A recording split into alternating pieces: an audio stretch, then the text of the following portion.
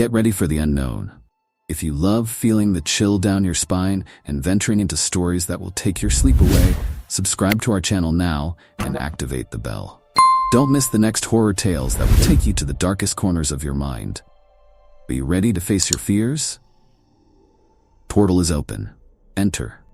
On April 26, 1986, the explosion of the reactor at the Chernobyl Nuclear Power Plant in Ukraine triggered a disaster of unimaginable proportions. But what nobody knows is that the real horror began much later, when the heart of the dead city beat again. Not with life, but with something much worse. Larissa, a paranormal investigator, was about to discover that the secrets of Pripyat were more than legends. They were hungry, insatiable, and willing to tear apart reality itself in order to escape. Larissa Vasilieva always knew she shouldn't go back to the exclusion zone. She lost her father, a plant engineer, on the day of the explosion. Her mother went mad shortly afterwards, screaming all night that they were coming, that the shadows wanted her soul. Decades later, as an adult, Larissa became an investigator of paranormal phenomena, determined to confront her own demons in the place that had haunted her since childhood.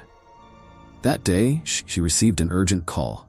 A film crew had disappeared in Pripyat, and the last captured message said something incomprehensible. They're here. Entering the exclusion zone was like stepping through a portal into another world. The air was heavy, as if impregnated with the silent lament of thousands of lost souls. The vegetation grew bizarrely, as if the radiation had carved monsters into the trees and flowers. And then, in the distance, Larissa saw what looked like a human figure crossing a deserted street. But it wasn't human, not anymore. It was a twisted figure, with glowing eyes and skin as pale as the moon. She hesitated, paralyzed by the certainty that what she was seeing was not possible, not real. Her team consisted of Ivan, an experienced geophysicist, and Mikhail, a veteran documentary cameraman.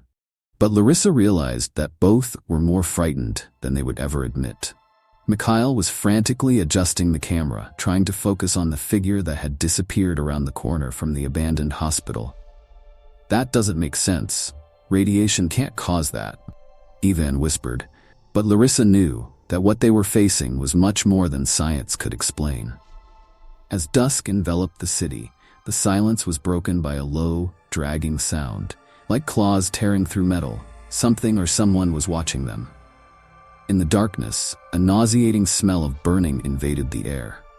Larissa held her flashlight tightly, illuminating a corridor stained with rust and dried blood. Her hands trembled, and a part of her mind screamed at her to run, but it was too late. She realized she wasn't alone. Shadows moved on the walls, as if they had a mind of their own. Suddenly, a door at the back opened, revealing a man dressed in worn overalls, his face unrecognizable by a corroded gas mask. He turned slowly, and where his eyes should have been, there was only infinite darkness. And then, in a whisper that shouldn't have been possible, he said, "You shouldn't be here." Larissa felt a shiver run down her spine. That figure seemed straight out of a nightmare. His voice echoed in her mind like a ghostly whisper, something that didn't belong in the world of the living. Before she could react, the figure vanished like a puff of smoke, leaving behind only a trail of dread. Ivan ran to Larissa, his eyes wide. "We need to get out of here now," he shouted, but Larissa was frozen, unable to look away from where the man had disappeared. Something was wrong with that city. It was as if the walls were breathing, as if the whole city was alive, watching their every move. As they moved deeper into the city, Larissa began to feel that something was trying to communicate with her. Voices whispered her name, meaningless words that resounded like distant echoes of agony and despair. She knew this wasn't normal. It was as if the city itself was trying to warn her, or worse, lure her towards an inevitable fate. Passing a moss-covered playground, the sound of a rusty swing creaking in the wind was almost deafening. Larissa swore she saw a small childlike shadow sitting on the swing, but when she blinked, there was nothing there. Just the swing, swinging back and forth on its own. Ivan tried to use his equipment to measure the radiation levels, but the numbers were crazy, going up and down with no pattern. "It doesn't make sense," he said, his voice full of frustration and fear. Larissa, on the other hand, was more concerned about the murmurs that seemed to surround them, intensifying with every step. She knew she wasn't just dealing with radiation. There was something more, something much more dangerous and evil. This city is cursed, she muttered to herself, feeling a wave of panic rising in her chest. And then they heard a scream. The cry was not human. It was a visceral sound, like a wail of pure pain and despair.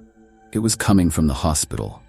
Larissa ran in the direction of the sound, her instincts fighting against the fear that threatened to overwhelm her. Ivan and Mikhail followed close behind, but each step was heavier than the last, as if the ground was trying to suck them in. Inside the hospital, the shadows were denser, almost solid, and the air was suffocating, filled with a nauseating metallic smell. The walls seemed to ooze a black substance, as if they were bleeding. And in the center of the corridor, Larissa saw something that made her stop abruptly. On the floor, there were bodies, or what was left of them.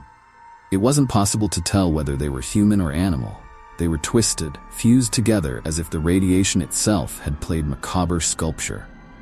Larissa felt bile rise in her throat, but she kept her composure. "That's not possible," Ivan muttered, his voice cracking with horror. And then, one of the bodies moved, its ribs snapping like old wood. "They're not dead," Larissa whispered, her voice shaking. "They're trapped." Larissa couldn't get the masked man out of her mind. Something about him was deeply wrong. He seemed more like an evil memory of the city than a living being. After the frightening encounter at the hospital, Larissa insisted that they continue investigating, even though Ivan and Mikhail begged them to leave. Her instincts told her that this man was the key to Pripyat's dark secrets. Walking through the abandoned streets, Larissa began to notice strange signs. Symbols scratched into the walls, markings that looked like an ancient language, something between science and magic, like an evil spell that permeated every stone. As they followed, the presence of the masked man seemed to intensify. He appeared in the corners of Larissa's vision, like a specter that couldn't be seen directly, but his presence was felt, heavy and suffocating. Every time she tried to approach him, he disappeared like a mist. Ivan, increasingly nervous, began to question his sanity. "This is a delusion. It's the radiation affecting our minds," he said. But Larissa knew it was more than that. They were being watched, guided by an invisible will that was dragging them into the center of the nightmare. In the middle of an abandoned school, they found an old diary, written in archaic Russian and full of grotesque drawings. The pages described dark rituals performed by the town's first inhabitants, long before the nuclear power plant existed. They spoke of the Guardian of Shadows, an entity that protected the city by absorbing radiation and transforming it into power. It seemed that the masked man was not a ghost, but a living manifestation of Chernobyl itself, a kind of shadowy guardian, corrupted by the explosion.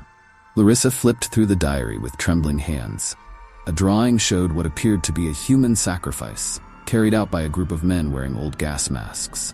When Larissa read the last page, her vision darkened for a moment. One name was scrawled over and over again. Vasilyeva. It was her father's name. She fell to her knees, the weight of the revelations crushing her mind. Had her father been part of something much bigger than she had ever imagined? Before she could process it, the masked man appeared, this time a few meters away. Without running, he slowly raised his hand and pointed at Larissa. It wasn't a threatening gesture, but one of recognition. She felt an inexplicable connection, as if their fates were intertwined. The masked figure gestured for them to follow him, and despite the terror evident in Ivan and Mikhail's eyes, Larissa moved forward. They were led into a dark basement beneath the school, where a makeshift reactor hummed softly, radiating a ghostly light. Hanging on the walls were old gas masks and tattered protective clothing, as if they had been worn for decades. The masked man stopped in front of an ancient panel, where radiation symbols were scratched in blood red. He finally removed his mask, revealing a corroded, inhuman face, but Larissa recognized something in the empty eyes. They were her father's eyes. The revelation was a devastating blow. Larissa felt the world around her spinning. Her father, or what was left of him, was there, trapped between the world of the living and the dead. Ivan and Mikhail, already on the verge of sanity, began to argue frantically about what to do. Ivan insisted that it was all an illusion, but the fear in his eyes said otherwise. The hallucinations intensified, as if the city itself was feeding off their mental fragility.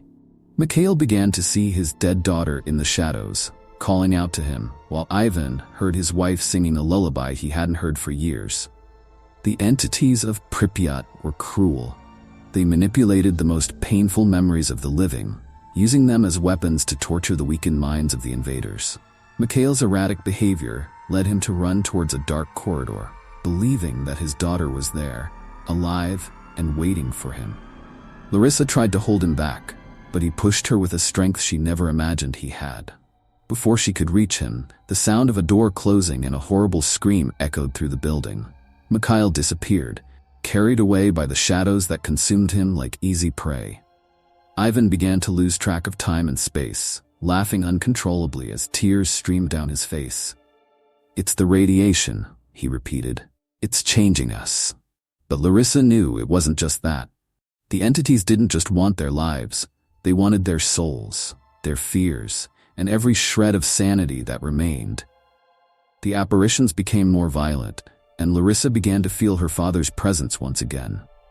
The masked figure seemed to guide her, trying to show her something that was hidden in the depths of the city. But to get there, she would have to face her greatest fears. Larissa descended deeper into the school, following the trail of a soft melody that seemed to come from everywhere and nowhere. It was the same song her mother used to sing to her, and the same one her mother used to shout at her on delirious nights. She came to a large room full of burnt papers and personal belongings of former residents. In the center, a smaller reactor, a grotesque replica of the real one, pulsed with dark energy. Next to it, an old mirror reflected not just Larissa, but various versions of her, in different states of despair and pain. With tears in her eyes, Larissa faced her father, now a shadow of the man she had known. He held out his hand, offering her the gas mask as a crown for a new queen of the shadows. "Accept your fate," he murmured. Larissa hesitated. The reactor pulsed, and the shattered mirror seemed to be trying to rebuild itself, a distorted reflection of a life that could never be repaired. She knew that if she accepted, she would be trapped forever in that infernal cycle. But if she refused, the evil would spread, consuming everything around her. She looked into the broken mirror, each piece showing a version of herself. A frightened child, a lost teenager, and now a woman on the brink of the abyss. Fear consumed her, but a part of her, a dark, inescapable part, knew what needed to be done. She took the mask from her father's hands, and as she put it on, she felt an excruciating pain run through her body. It was as if every atom of her was being ripped apart and sewn back together, fusing with the metal, the concrete, and the darkness of Chernobyl itself. The shadows around her began to squirm as if they were being pulled back into the reactor, sucked in by the new guardian. Larissa felt her consciousness fragmenting, spreading through the walls and corridors of Pripyat. She was now part of the city, a silent watcher, trapped forever between the screams of the dead and the echoes of their memories. Pripyat had accepted her, but not as a liberator. She was now one of the ghosts that roamed the streets, an echo of pain and regret.